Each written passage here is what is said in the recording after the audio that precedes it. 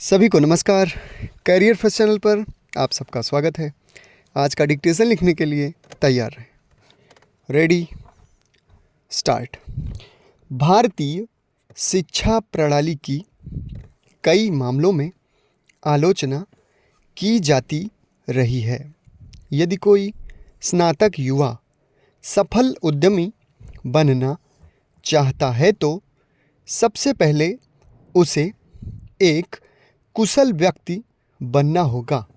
कुशलता के लिए सरकार की ओर से भी कई कार्यक्रम चलाए गए हैं, जिनके माध्यम से कुशलता सीखने के बाद युवा स्वयं का स्टार्टअप शुरू कर रहे हैं।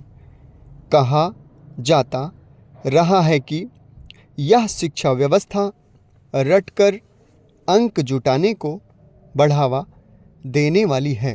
वहीं उद्योग जगत इस तरह की अक्सर शिकायत करता रहा है कि उसे जैसे युवा चाहिए वैसे उपलब्ध नहीं हो पा रहे हैं। अब समय की मांग है कि शिक्षण संस्थाएं युवाओं को केवल नौकरी खोजने के लिए नहीं बल्कि नौकरी पैदा करने के लिए प्रशिक्षित करने पर भी ध्यान दें, ताकि हम नौकरी की तलाश करने वाले देश से आगे बढ़कर नौकरी देने वाला देश बन सकें। इन परिस्थितियों में एक ही रास्ता है जो सारी समस्याओं का बेहतर समाधान कर सकता है। वह है उद्यमिता विकास। और अंत में यही बात कि भारतीय अर्थव्यवस्था के विकास में स्टार्टअप्स के महत्व को समझते हुए इस दशक को स्टार्टअप के लिए सर्वश्रेष्ठ बनाने हेतु उद्यमियों, निवेशकों और सरकार बगैर देर अपने जनसंख्या लाभांश का समुचित दोहन नहीं कर सकता है। यह विद्यार्थियों के सोच को विकसित नहीं होने देती, जिससे विद्यार्थियों में कल्पनाशीलता, सृजनशीलता और उद्यमिता की भावना कम देखने को मिलती है। आज हमारी शिक्षा प्रणाली कुछ इस तरह की है कि शिक्षण संस्थाओं में युवाओं को नौकरी हासिल करने के लिए प्रशिक्षित किया जाता रहा है। आधुनिक तकनीक और विशेषकर कृत्रिम बुद्धिमत्ता के बढ़ते चलन के कारण कामकाज की प्रकृति भी बदल रही है। इस वजह से प्राथमिक नौकरियां तेजी से कम होती जा रही हैं।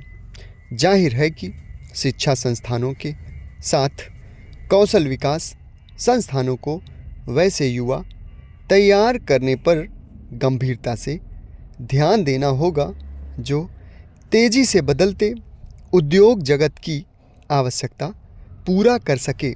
दुनिया भर में नए दौर के उन्नत डिजिटल कौशल की कितनी मांग बढ़ रही है। आज भारतीय कार्य बल में प्रत्यक्ष श्रम शक्ति में 40% और अप्रत्यक्ष श्रम शक्ति में 90% योगदान महिलाओं का ही है। भारत को एक ऐसे विकास मॉडल की ज़रूरत है जो अधिक से अधिक महिलाओं को उनकी योग्यता के अनुरूप उद्यमशीलता के लिए प्रोत्साहित करे।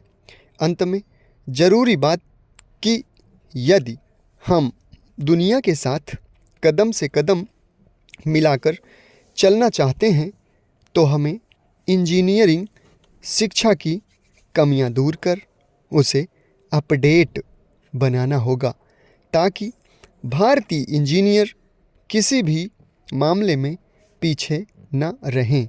अतः इस जनसंख्या का लाभांश प्राप्त करने के लिए हमें युवा पीढ़ी की उत्पादकता का ज़्यादा से ज़्यादा सदुपयोग करने के मार्ग तलाशने होंगे। समाप्त। धन्यवाद।